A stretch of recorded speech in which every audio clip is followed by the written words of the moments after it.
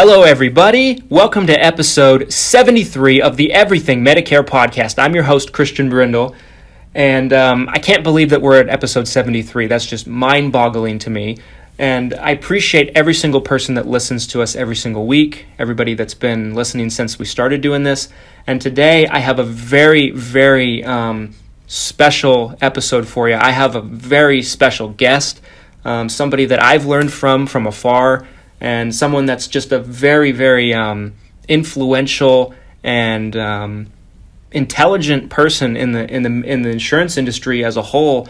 I have my guest today, Cody Ask. I'm going to give you guys a little bit of an intro on who Cody is, and then I'm going to bring him on, and we're going to talk to him about some really interesting topics about Medicare, how you can make the best out of your Medicare.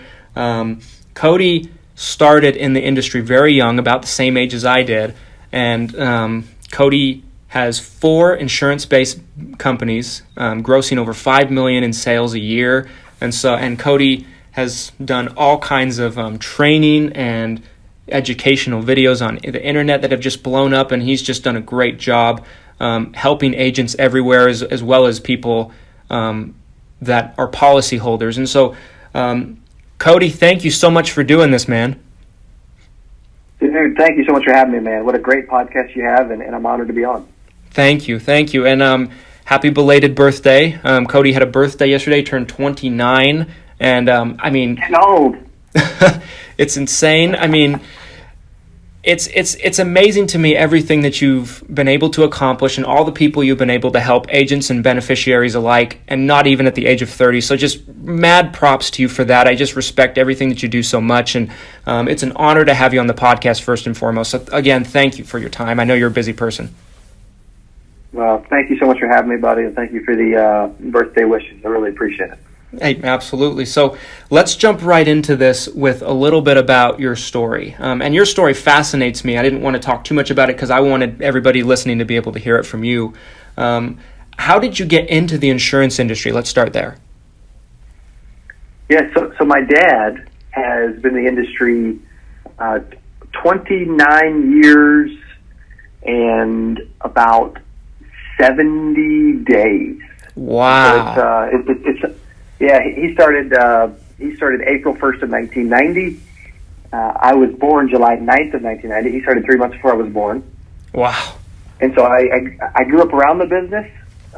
I never knew that I was actually going to join the insurance industry, though, because even as a kid, it looks cool. You know, your dad's doing well. He's in the insurance business. But as a kid, you never go to career day saying, hey, I want to be an insurance agent, right? That's so true. Yeah. So but growing up, you know what? I'll probably give it a look or two. I started out as an intern. I was 18. I was dialing out of a phone book, cold calling for veteran agents about Medicare, actually, and really got my start there. I became a part-time agent. I was in college, 19 years old, playing basketball, going to school full-time, taking 21 credit hours a semester, having games on evenings and weekends and tournaments. And I really decided to go full-time. And so I went full-time.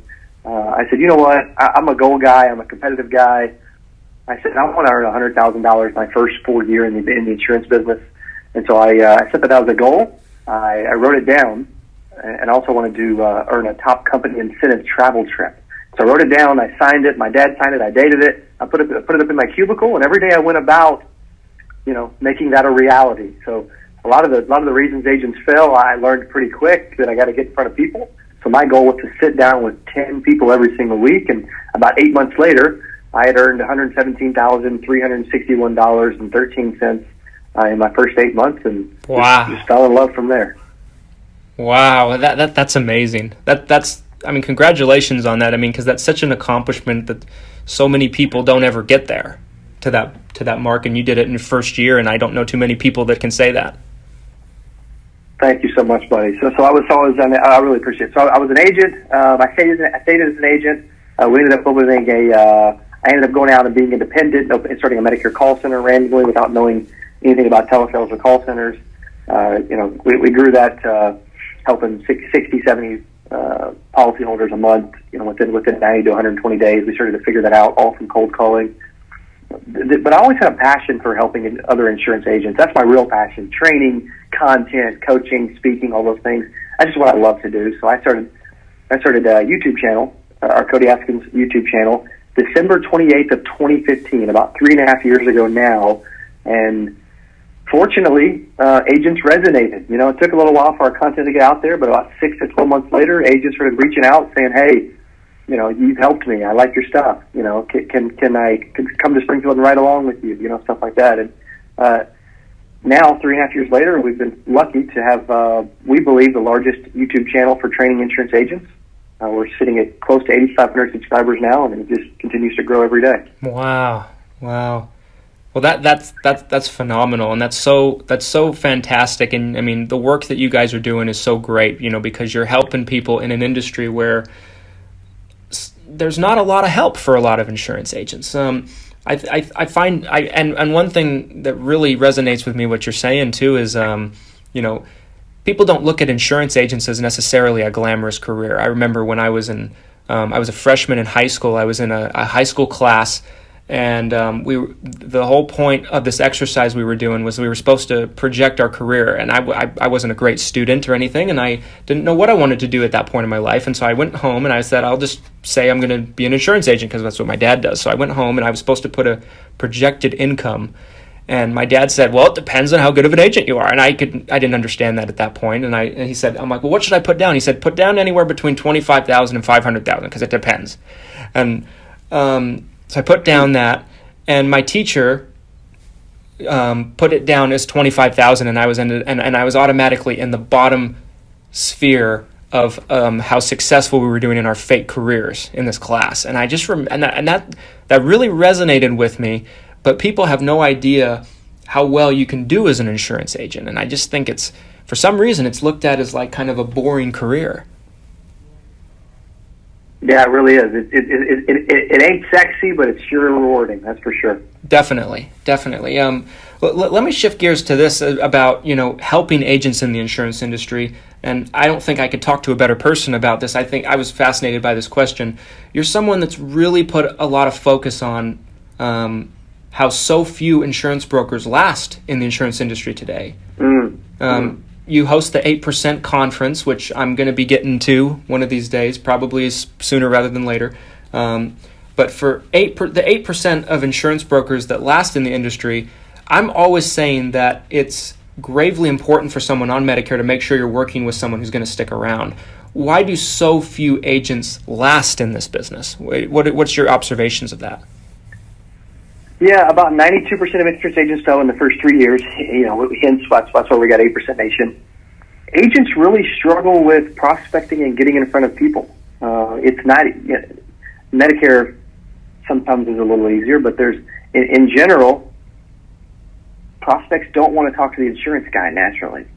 They don't just open up or wake up and say, I want to get sold insurance today. You know, so it's not necessarily easy. Agents that succeed, they find a consistent system that allows them to get in front of so many people each and every week, whether it be in person or face-to-face or telephonically, virtually.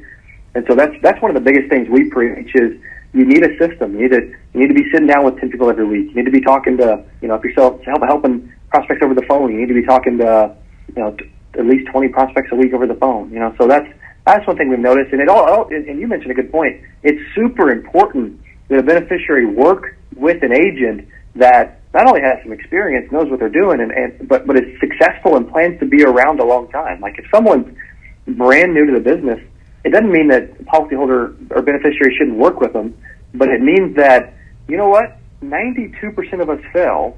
If they don't make it, guess what? You've got to find a new agent. When your rate increase goes up on your Medicare, you're not going to know what to do. So it's super valuable.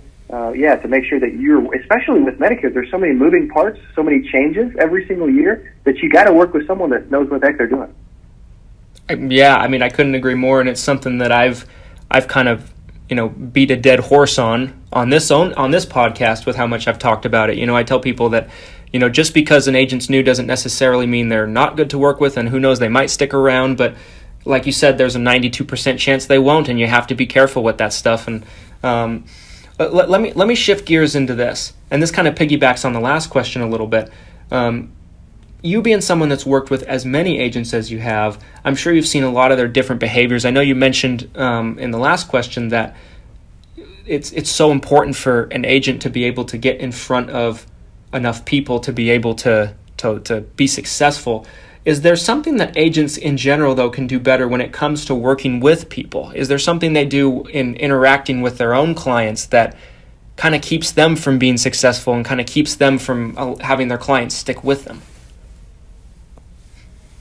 Yeah, you bring up a good point, especially with Medicare, because I believe Medicare is more about the relationship than maybe most products that we sell, right? So with Medicare, there's changes, there's rate increases, some carriers will change states or get out of the market, or, you just need someone that's there. And so if a Medicare beneficiary trusts you, they have a good relationship. Like I still have some that reach out to me from, 9 years ago because they trust me. I have a good relationship with them. They can tell I'm an honest, ethical guy that has high integrity. And so I feel like if you're able, especially because I used to mail a physical paper newsletter to all of my clients every single month. Now, when I got 500 clients, it became a little more expensive and difficult and time-consuming to mail them all out a newsletter every single month. Right. But it was unique. I still get prospects today that say, "Hey, Cody, dude, I missed that newsletter that you sent out, years ago. That was so cool with all the recipes and stuff, So it's just those.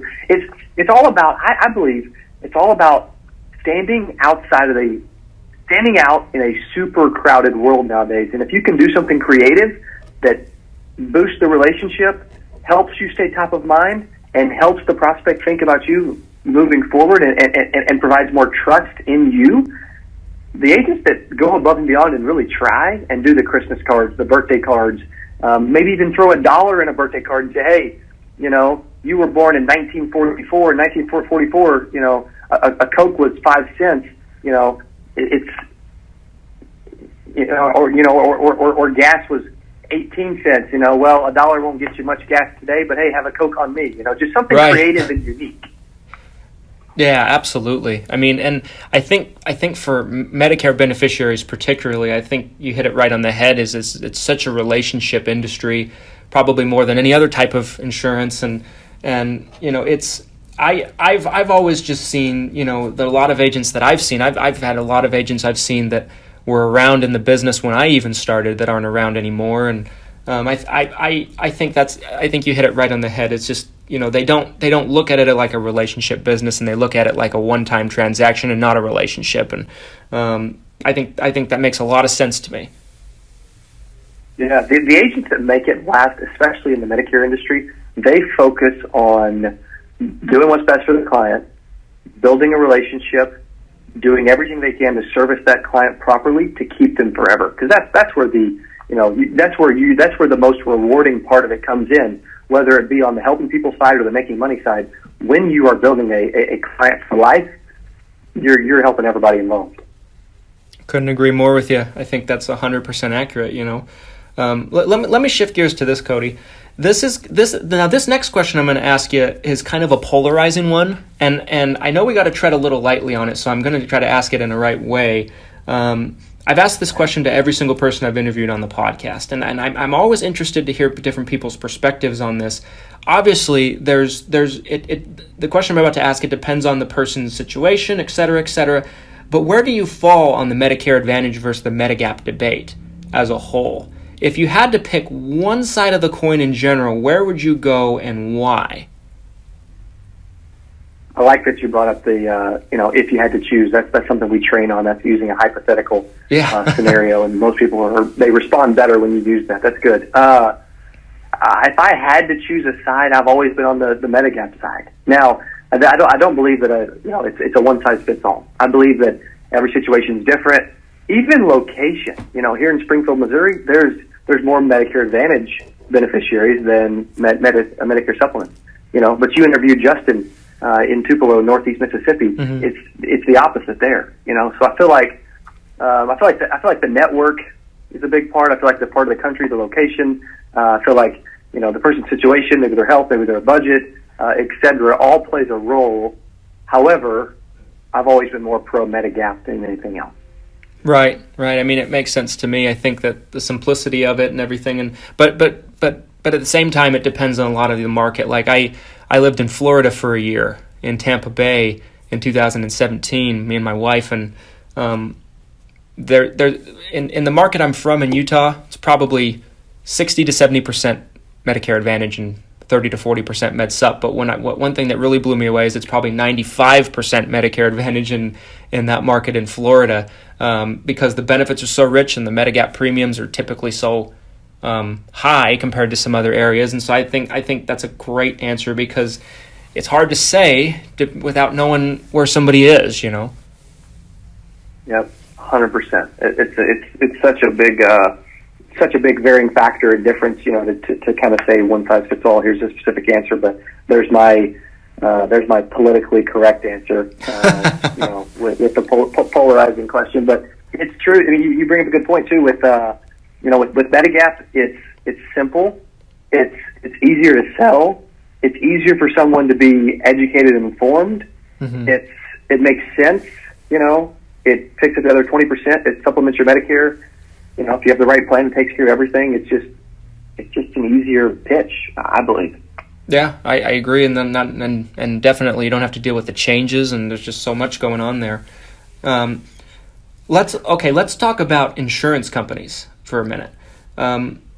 What do you think someone on Medicare should look for when they're picking a particular insurance company? Is it just on paper benefits, or do you think reputation has a big part to do with it? Let's say you're working with a plan, you're looking at two different plans, let's say, and one plan has better paper benefits than another insurance company, let's say, but they don't have maybe the reputation as the other company. Where do you fall on that? Yeah, I'm now prospects tend to think like that more than the agent. Yeah. Simply because with a Medicare supplement, right, I mean, they're mandated by Medicare. If Medicare pays, they have to pick up whatever the portion is that the Medicare says they have to, you know, pick up, and their policy says they're going to pick up. Right. So I really believe on the Medicare supplement side, I believe it's less important. Now, if you're within a few bucks and you're more comfortable selling a, you know, major carrier, big brand name where the customer's more comfortable, you know, or you feel like maybe they've had less rate increases or less volatility over the years, you know, then sure. So there's kind of my answer on that. I love it. I mean, I get people asking me all the time, you know, I want to work with a carrier that's a big carrier, but on the Medicare supplement side of things, it's really not that big of an issue. I mean, the only issue I could probably see is maybe rate increases being not what you'd want them to be. But as far as them paying claims, I mean, I think I agree with you completely. Okay, this is a fun question, and I'm interested to hear your answer on this. You've been in this industry a while, and you've grown up around this industry. You've worked with a ton of different agents, and also a lot of different beneficiaries. What is the biggest mistake you think people make when they're picking out a plan when they first turn 65? Ooh, that's a tough question. That's good. Yeah. Well, when they're making a decision when they're 65, I think most people think really heavily in the moment, and I really feel like you need to think more long term, which is also why, you know, I can appreciate Medicare supplements. Mm-hmm. You know, just because if you can't, you know, if you ever go to Advantage and, you know, you've been in it for a few years and you can't help qualify, then you may not be able to go back, you know what I mean, to the supplement. So I think it needs to be a long-term decision. I think you need to think it out. I think you need to be, you know, extremely informed on all of your options. I think most people, it's easy to think really short-term and say, okay, you know what, that one has a $0 premium, so I'll just take it. Well, mm-hmm. You know, $6,000 later, we may regret that, you know, or right. Or our health, you know, goes sideways long-term. We may wish we had a supplement where we, you know, the cost was fixed. So I really think the big thing is it's really easy to get caught up in small numbers and flashy options, or what the agent makes more money on, or what the agent wants you to own. I think you really got to think about it more of, okay, I'm 65. You know, the average female is going to live another 25 to 30 years. You know, from that point, what's going to be best for the rest of my life? You know, this is a retirement situation and decision, and less about, okay, just between the ages of 65 and 66. Yeah, I think that's a great approach too, because I think so many people are looking at, what am I probably projected to pay next year? And they're not necessarily taking into consideration where they'll be in 5 years, 10 years, and so on and so forth. And I love it. I love it. I think it's a great way to look at things. Thank you, bud. So let me shift gears to this.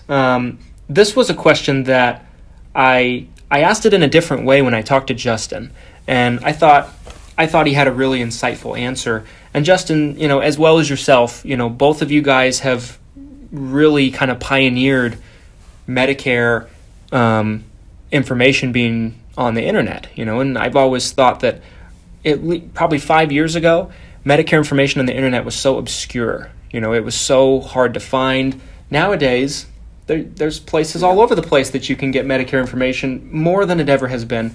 We live in the digital age nowadays, as a lot of people say, but there's also a stereotype, I think, that's floated around people on Medicare that they can't consume information online.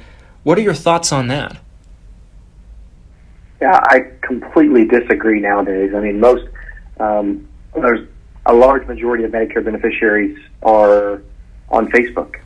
A large portion of Medicare beneficiaries are even listening to, there's some that even listen to podcasts, right? There's a lot that, like especially yours, there's a lot that even watch YouTube videos. I think that's an underserved market. I don't think enough agents are helping beneficiaries through YouTube as a art of educating. There's a good portion that actually text, or those that didn't want to text or thought it was silly 5 years ago have they weren't early adopters of it, maybe late adopters now, but they've adopted it, right? So I truly believe that we are moving more and more that direction. It's right now, it's the heaviest it's ever been in consuming content online if you're 65, 69, 74 years old. I really believe that, it's huge. It's only getting better, and seniors are typically already consuming it more than we think. I mean, there's tons and tons on Facebook alone in the U.S. that are 65 and over.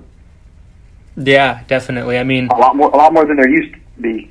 Definitely. I think too many people in the industry, anyway, they compare the baby boomer generation to the generation before it, And I'll give you an example. My dad, who has been in this business a long time, he just turned 65, and he's as tech savvy. He's probably more tech savvy than I am in a lot of ways. He's on Facebook, he's on Instagram, he's on LinkedIn, he emails,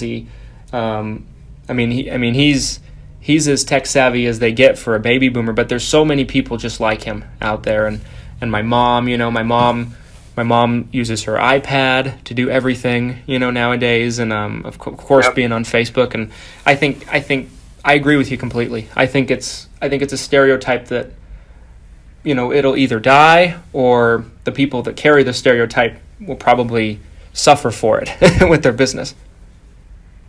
Yeah, there's a lot of agents that haven't adopted that yet, but if they don't, they will 100% be left behind. They just will. Mm-hmm. Yeah, I agree completely. Okay, so to piggyback off of that internet question, with us being in the digital age, do you think there's still a place for agents to use postcards, flyers, mailings, and those kind of things? Or do you think that's completely being phased out? It's slowly being phased out. It's not immediately being phased out by any means. I would say that there's still more direct mail being sent than anything else. But what's funny is someone turning 65 will get 150 pieces of mail, 300 pieces, maybe even 600 pieces of mail. I don't know the stats, but I guarantee it's a lot. Like every month, when they're turning 65. Even in our office, when we used to do a lot of T65 mailings back in the day, we would send. There was 3, 4, 5 guys just in our own office doing it. Can you imagine the rest of the local market plus the rest of the national market. Yeah. But I think it is shifting, but I do believe that for instance, I used to mail out a big yellow envelope with Smarties candy inside, and say, hey, be a Smartie, join the party, and tried to have this kind of fun thing on direct mail, and it worked. It was unique. Yeah. It got attention, but it's not the same way we're marketing nowadays, and that was 6-7 years ago, where it's not. I do believe it is slowly phasing out, though. I really, really do. A lot of these big Medicare carriers, even that are sending all this direct mail, I believe that will continue to a certain extent, but I think they'll start to shift some of their budget to, and they already have, to digital marketing, online, Google, YouTube ads, Facebook ads, etc., to really start to get the attention of that audience for maybe less than what they're spending with direct mail. So that we're already seeing them shift parts of budgets. I mean, we've got call centers working with us on the marketing side that are, shifting $40,000 of their budget or $150,000 of their budget to digital marketing that we manage, just because they're seeing, the trend, the shift. Right. And I think it's coming really fast too, but yeah, I mean, I see it more and more, especially with the bigger carriers. You still see the mailings, but you're starting to see it other places too, like on the internet. So Cody, I wanted you to take a minute and talk about your different companies. If anyone's listening to this interview, or anyone listens to this interview and they just really resound with you and what you're saying, and maybe what you can do to help them, Medicare beneficiaries or even Medicare agents that might listen, because I know there's several that listen to our podcast on here, how can your companies help them, and how can they get in touch with you? Yeah, thank you so much, buddy. I think the easiest way to get in touch with me is, feel free to add me on Facebook, Cody Askins. We have a Facebook business page, Cody Askins, as well. The best way to consume some content would be our Cody Askins YouTube channel. We just got featured in we were fortunate enough to get featured in a article publication today. It's growing. We put out about 14 to 15 videos per week lately on helping insurance agents. And so that would be the best way. I mean, the four different companies would be Secure Agent Leads, focused on, we're a lead vendor, doing life and Medicare type leads. We produce about 50,000 leads a month to help insurance agents. We took that company from zero to almost $4 million last year in about 2 full years, in our second full year. Then there's the 8% Nation conference you mentioned. It's something we started last year. It's 8% Nation Insurance Wealth Conference. It was at Nissan Stadium. We had some big speakers, Grant Cardone and Ray Lewis. We're having it again for the second time. It's every single year. It's in Dallas at the Statler here in a couple weeks, and we've got Michael Irvin and some big industry guys, Justin speaking. It's just it's a way for me to give back to the industry and bring everybody together to have a fun, modern spin on conferences. I truly believe that conferences make me think bigger, and I learn more from attending them than anything else, especially events. I'm sold on events and how it can help people grow and be more successful. Then we've got our Cody Askins brand, which is obviously my name, focused on retreats and Insurance Wealth University, webinars, content, courses, as well as our coaching program, Success Society. That's where we get together every week on an accountability call. I do monthly coaching with a co-host. We do quarterly marketing sessions. The Success Society members, you're going to get to meet Michael Irvin. They're going to have a special suite. They're going to get to come backstage. They're going to get to come up my hotel suite during the conference. Just fun. It's a fun coaching program that's focused on helping agents. Right now, it's only $199 a month, but it's a great way to coach and help agents succeed and really sprint to success together. And then the fourth one, and I apologize for being long-winded, the fourth one is Secure Agent Marketing, which is the newest one, which is focused on being a digital marketing agency. I partnered with a guy, Landon McCarter, that he was doing about $4 million a year in the digital marketing and advertising space.